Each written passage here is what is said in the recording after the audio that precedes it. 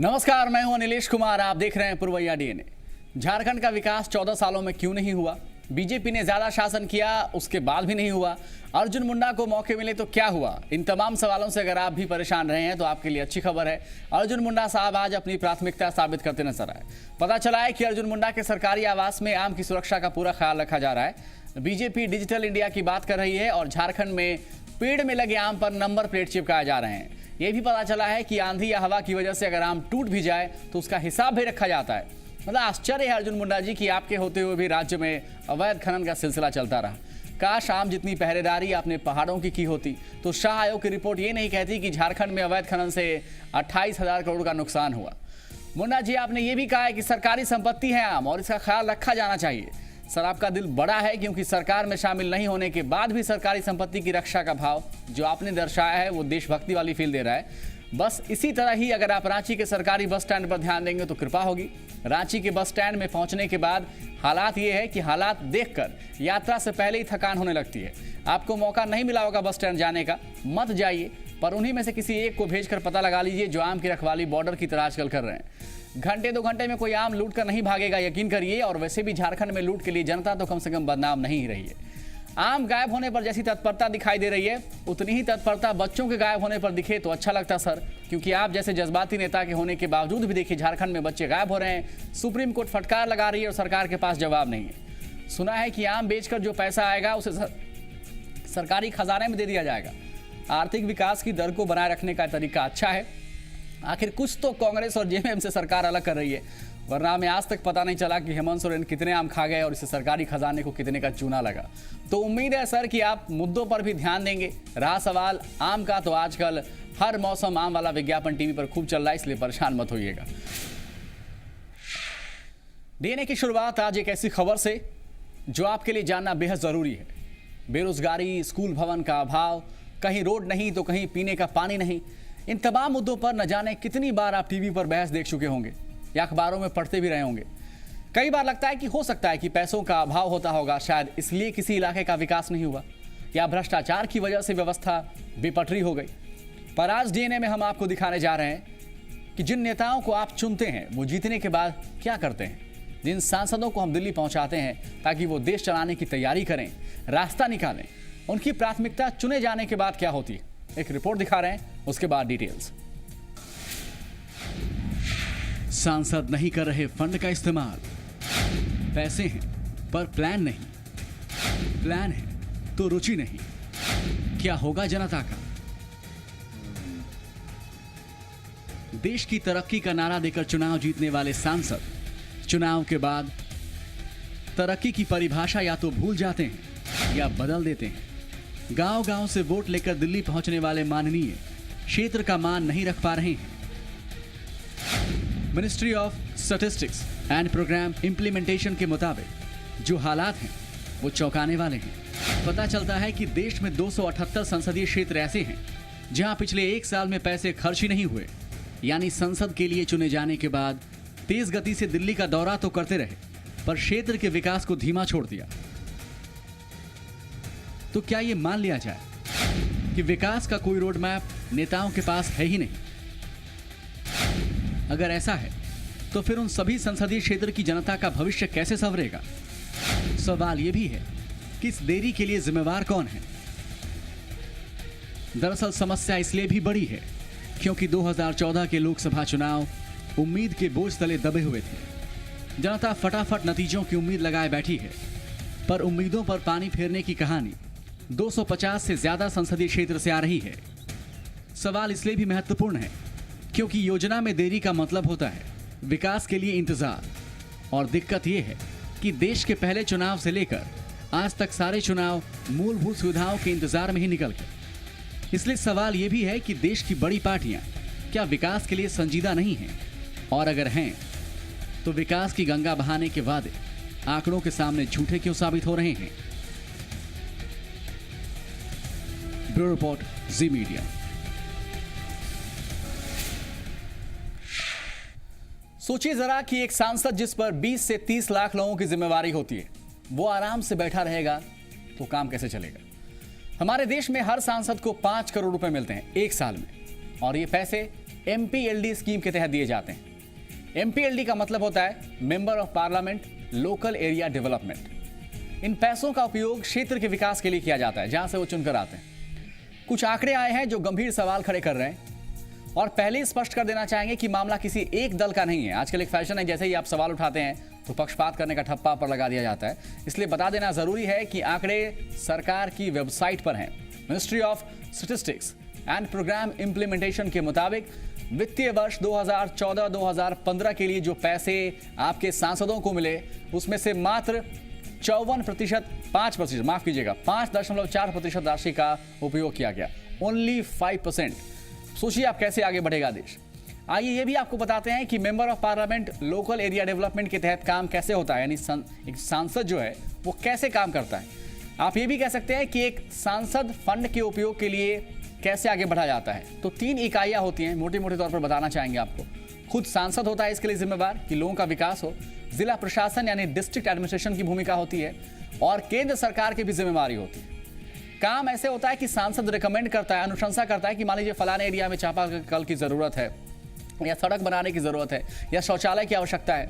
मतलब जो भी उस क्षेत्र में आवश्यक हो, उसमें काम हो, ये सांसद रिकमेंड करते हैं।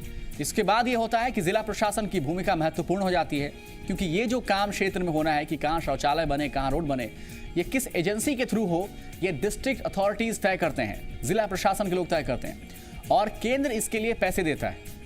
एक साल में एक सांसद को 5 करोड़ रुपए दिए जाते हैं। ये पैसा 2 टर्म मिलता है, यानी 2.5 करोड़ 2 बार एक साल में। ये पूरी प्रक्रिया है, यानी इस तरीके से आपके सांसद को आपके क्षेत्र में काम करने की जरूरत थी। अब जो आंकड़े चौंकाने वाले आए हैं वो आपके लिए जानना बेहद जरूरी है। तो जिन सरकारी आंकड़ों की हम बात कर रहे थे उसके मुताबिक 278 लोकसभा क्षेत्र ऐसे हैं। सोचिए 278 में सरकार बन जाती है। 278 लोकसभा क्षेत्र ऐसे हैं जहां पर 1 रुपया भी पिछले 1 साल में खर्च ही नहीं हुआ। अब सोचिए ये वो क्षेत्र हैं और जहां की जनता ने बहुत उम्मीद के साथ इस लोकसभा चुनाव में वोट दिया होगा, और जनता ने जो वोट दिया होगा तो क्या सोचा होगा कि कोई काम ना हो या हो, कोई इनिशिएटिव ही ना लिया जाए, तो फिर उस क्षेत्र की जनता के भविष्य के लिए कोई तो जिम्मेवार होगा। 278 लोकसभा क्षेत्रों में एक भी पैसा खर्च होने का मतलब या नहीं होने का मतलब यह है कि देश के 51% लोकसभा क्षेत्रों में पैसों का कोई इस्तेमाल नहीं हुआ। तो कहां से आएंगे अच्छे दिन? जिन्होंने वादा किया वो भी, और जिन्होंने वादा नहीं किया वो भी। यानी बात किसी भी दल की हो, अच्छे दिन अगर हम सीधे बिना प्रचार वाले संदर्भ में सोचें तो कहां से आएंगे अच्छे दिन? 223 सांसद ऐसे हैं, ध्यान से सुनिएगा, जिन्होंने एक भी पैसा रिकमेंड नहीं किया। मतलब सांसद के पास अगर पैसा है तो उन्होंने कहा ही नहीं कि खर्च कीजिए, कहा ही नहीं कि इन पैसों का कहीं भी इस्तेमाल किया जा सकता है या इन पैसों का कोई काम हो सकता है। ये जो 278 संसदीय क्षेत्र की हम बात कर रहे थे, उसमें थोड़ा और भी समझने की कोशिश करें तो 41% सांसदों ने कोई अनुशंसा ही नहीं की, और बाकी के लोगों ने अनुशंसा की तो पैसे खर्च ही नहीं हुए। यानी कुल मिलाकर एक साल में जो रिजल्ट रहा है 250 से ज्यादा सांसदों का, वो 0 रहा है। हालांकि एक बात का जिक्र यहां बहुत जरूरी है, एक सांसद अगर एक साल में अपने पैसे खर्च नहीं करता है तो वो पैसा फॉरवर्ड हो जाता है, आगे इस्तेमाल हो सकता है। कई बार ऐसा होता भी है कि एक सांसद मान लीजिए प्लान बनाता है कि 6 करोड़ रुपए उसके संसदीय क्षेत्र में खर्च करने की जरूरत है। अब एक साल में 5 करोड़ रुपए ही सांसद को मिलेगा, तो 6 करोड़ कहां से खर्च करेगा? ये दलील नेता दे सकते हैं कि मान लीजिए हम प्लान बना रहे थे, पर सारे के सारे सांसद ही प्लान बना रहे थे और सारे के सारे सांसद बड़ी प्लानिंग में लगे हुए थे, इसलिए पैसे खर्च नहीं हुए। इस पर यकीन करना थोड़ा मुश्किल होगा। इसलिए आगे किसी भी दल से ऐसी कोई प्रतिक्रिया आए तो सवाल जरूर पूछिएगा कि वो कौन सा प्लान है जिसे बनाने में 1 साल समय भी लगा और कोई काम शुरू भी नहीं हुआ अपने संसदीय क्षेत्र में। जिस राज्य में सबसे ज्यादा अनुशंसा की गई है वो है केरल। थोड़ा और भी आंकड़ों के माध्यम से समझ लेते हैं।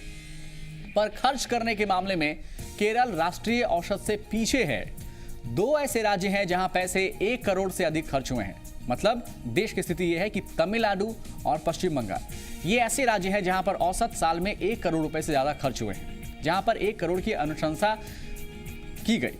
लेकिन कई ऐसे जगह हैं जहां पर 1 करोड़ की अनुशंसा तो दूर की बात है, कुछ हुआ ही नहीं, जैसे उत्तराखंड, राजस्थान, असम और झारखंड में। अब दलों की बात भी थोड़ी जरूरी है। यहां पर बीजेपी के सांसदों ने औसत 1 करोड़ 47 लाख रुपए खर्च करने की अनुशंसा की। याद रखिए, अनुशंसा करने में और खर्च करने में फर्क है। खर्च कितना किया? केवल 44 लाख रुपए। ये एवरेज है, हो सकता है बहुत सारे ऐसे सांसद हो जिन्होंने कुछ भी खर्च नहीं किया हो। औसत 44 लाख रुपए बीजेपी के सांसदों ने 1 साल में खर्च किया। कांग्रेस सांसदों का औसत ये कहता है कि उन्होंने 2,86,00,000 की अनुशंसा की। खर्च किया कितना? 67 लाख, 67 लाख। हालांकि ये बताना जरूरी है कि सिर्फ पहले साल में फंड के इस्तेमाल के आधार पर कामकाज का आकलन नहीं हो सकता है, ये इसका परिचायक नहीं हो सकता है, लेकिन कम से कम बानगी तो हमारे आपके सामने है। 1993 से अगर 2009 तक के आंकड़े देखेंगे तो पता चलता है कि 98% राशि का उपयोग हुआ था, यानी उस समय 2009 से 2013 के दौरान हुआ ये कि इसमें थोड़ी कमी आई। 2009 से 2013 के दौरान 88% फंड का ही सांसद इस्तेमाल कर सके, 12% राशि जो है वो बची रह गई।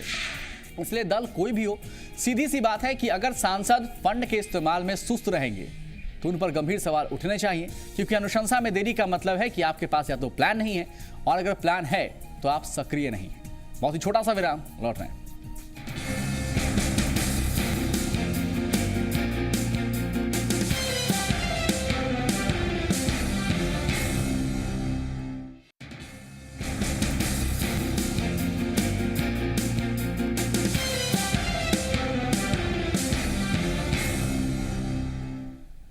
पुरवैया डीएनए में अब बात करेंगे बिहार में नहरों की बदहाली की।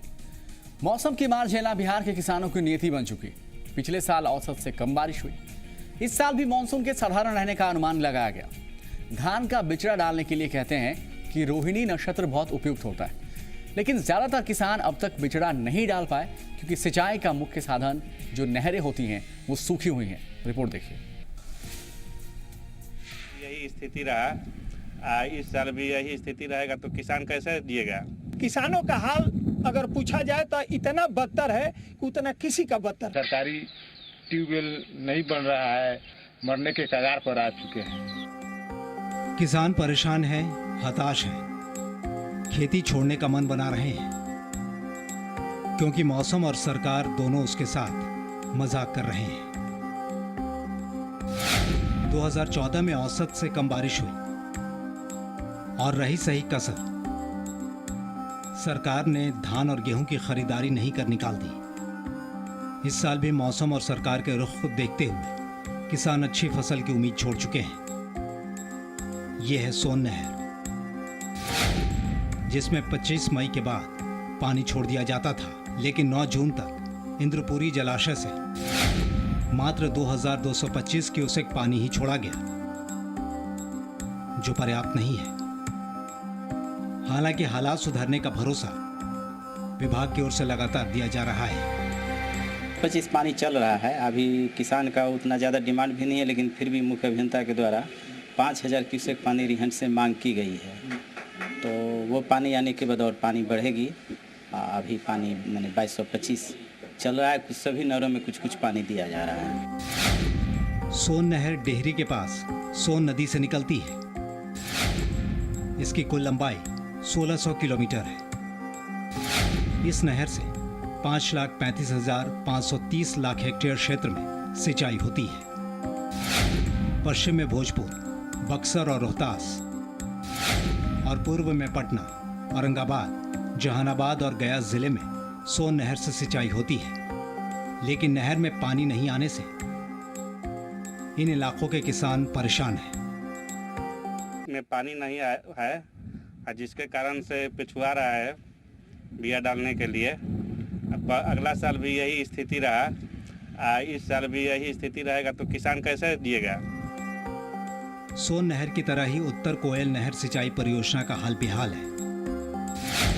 10,000 करोड़ रुपए खर्च होने के बाद भी ये परियोजना 48 सालों में पूरी नहीं हो पाई। अगर ये परियोजना पूरी हो जाती तो 1,20,000 हेक्टेयर भूमि को खेती के लिए पानी मिल जाता है। लेकिन बिहार झारखंड के बीच आपसी विवाद के कारण ये परियोजना अटकी हुई है। नहर नाले में तब्दील हो गया है। नहर 25 तारीख को पानी छोड़ देता था, अब आज देख लीजिए 25 तारीख नहीं, आज 7 तारीख हो गया, 8 तारीख 9 तारीख हो गया, अभी तक पानी नहीं आया नहर में। किसानों का हाल अगर पूछा जाए तो इतना बदतर है कि उतना किसी का बदतर नहीं। किसान की हालत आपके सामने है। महापुरुषों के नाम पर भी सिर्फ राजनीति ही होती है। छोटे से विराम के बाद दिखाएंगे।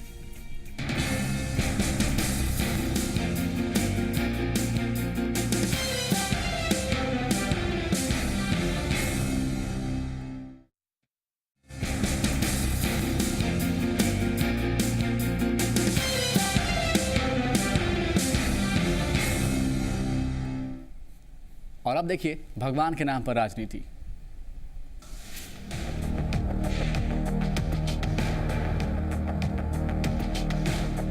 झारखंड में बिरसा मुंडा को भगवान की तरह पूजा जाता है। उनके सम्मान में कई संस्थान और चौक चौराहों के नाम रखे गए हैं। उनकी जयंती और पुण्यतिथि के मौके पर सियासी पार्टियां उनके अधूरे सपने को पूरा करने का हुंकार भरती हैं और इस बार भी कुछ ऐसा ही हुआ। फोरम आज बिरसा मुंडा को याद करते हुए इस कोशिश में है कि राज्य भर में जो जन आंदोलन चल रहे हैं जल जंगल ज़मीन की रक्षा के लिए, कारपोरेट लूट के खिलाफ और सांप्रदायिक उन्माद के खिलाफ इसको एकजुट करें। और इस दिशा में हम लोग निरंतर विभिन्न जन आंदोलनों के संपर्क में हैं और कोशिश है कि आने वाले दिनों में हर कीमत पर हम कारपोरेट लूट को रोकेंगे, सांप्रदायिक सद्भाव तोड़ने वाली ताकतों को शिकस्त देंगे और जनता के वास्तविक राज के निर्माण की दिशा में झारखंड आगे बढ़े। इसके लिए झारखंड की जनता के साथ मिलकर एक लंबी लड़ाई की दिशा में हम लोग कूच करेंगे। झारखंड में बिरसा मुंडा के नाम पर अपनी राजनीति चमकाने वालों की कोई कमी नहीं है। यहाँ लगभग हर नेता बिरसा मुंडा का हवाला देकर लोगों का समर्थन पाना चाहता है, पर बिरसा मुंडा के परिजनों के साथ ना तो कोई सरकार अब तक न्याय कर पाई है और ना ही कोई संगठन। फिर भी राजनीति करने वाले इन मुद्दों को उछालकर अपनी पीठ जरूर थपथपाना जानते हैं। सबसे बड़ी चीज़ कि जितनी भी राजनीतिक पार्टियां रही हैं वो बिल्कुल बिरसा मुंडा के नाम पर राजनीति करते रहे, मगर जो स्थिति आज है, जो लोग सरकार में हैं वो देखने लायक है। हमारे यहाँ एक समाधि स्थल है कोकर डिस्टिलरी पुल के पास। आज मैं सुबह अपने साथियों के साथ वहाँ पे लगा हुआ था। मतलब सरकारी महकमा का जो कार्य होना चाहिए, जिसके लिए राजनीति कर रहे, जिसके लिए राज्य को अलग किया गया है, वो आज भी वंचित है। झारखंड की नामधारी पार्टियों के लिए बिरसा मुंडा किसी खेवनहार से कम नहीं है। शायद यही वजह है कि वो बिरसा मुंडा से जुड़े किसी भी महत्वपूर्ण दिवस को नहीं भूलते।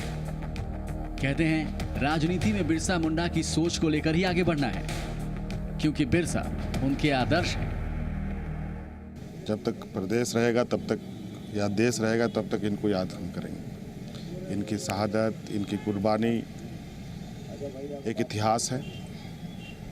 आदिवासी, दबे कुचले पिछड़े लोगों के प्रति जो इनकी भावनाएं रही हैं और इनकी जो सोच रही है, उनकी सोच को कहीं ना कहीं कई लोगों ने हम साथ किया है। आदरणीय गुरुजी ने भी उनके अनुयायी के रूप में काम किया और आज इन्हीं के सोच और इनके विचारों को लेकर ही ये राज्य का एक अलग अस्तित्व हमें मिला। अब इसे आगे बढ़ाने की जिम्मेवारी सबकी है और इनके आदर्शों पर निश्चित रूप से गंभीरता से हर व्यक्ति को लेना चाहिए। झारखंड में बिरसा मुंडा राजनीतिक दलों के लिए वोट हासिल करने के माध्यम से ज्यादा कुछ नहीं है। तभी तो हर साल बात बिरसा मुंडा के अधूरे सपने को पूरा करने से आगे बढ़ नहीं पाती और उनका सपना बनकर ही रह जाता है। अविनाश कुमार, जी मीडिया, रांची।